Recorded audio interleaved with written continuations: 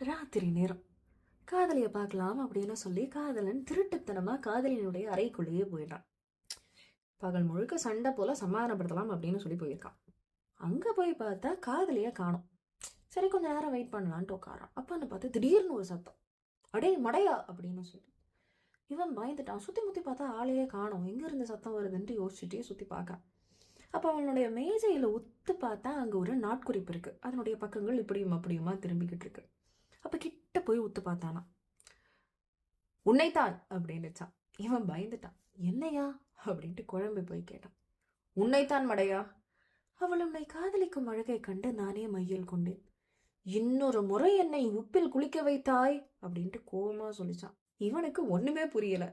உப்பிலா அப்படின்னு கேட்டானா. உண்மையில் மடையன் தானோ அப்படின்னு முணுமுணுத்துக்கிட்டே நாட்குறிப்பு சொல்லிச்சான். அவளின் கண்ணீரை சொன்னேன்.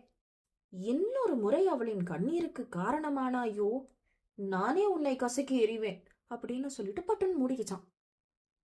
ஏன்னா காதலன் காதலிய பயங்கரமா அழ வச்சுக்கிட்டே இருந்திருக்கான். இந்த பிள்ளை என்ன பண்ணிருக்க, ராத்திரி எல்லாம் வந்து அழுதுகிட்டே அதனுடைய நாட்குறிப்புல நடக்கிறதெல்லாம் எழுதி வைக்குமா. அப்போ இந்த நாட்குறிப்புக்கு காதலன் மேல பயங்கரமான கோவம். இவ்வளோ காதலிக்கிற ஒருத்தைய இவ்வளோ கஷ்டப்படுத்துறானே, இவனை என்னைக்காச்சும் நேர்ல பார்த்தா சும்மா விடக்கூடாது அப்படின்ட்டு காதலன் நேர்ல வந்ததும் அதனுடைய கோவத்தெல்லாம் குட்டி தீர்த்துக்கிட்டு மூடிக்கிச்சான். ஸோ நீங்க என்ன பண்ணுங்க, ஒரு நாட்குறிப்போ இல்லை மூணாவது ஒரு மனுஷனோ வந்து சொல்ற வரைக்கும் காத்திருக்காம இந்த ஒரு மொமெண்ட்டை பயன்படுத்தி உங்களுடைய காதலனையோ காதலையோ யாரையோ கஷ்டப்படுத்திருந்தீங்க, அழ வச்சிருந்தீங்க அப்படின்னா ஒரு குட்டி சாரி என் பெரிய ஹக்கு கொடுத்துருங்க. ஓகேவா? கேட்டதற்கு நன்றி.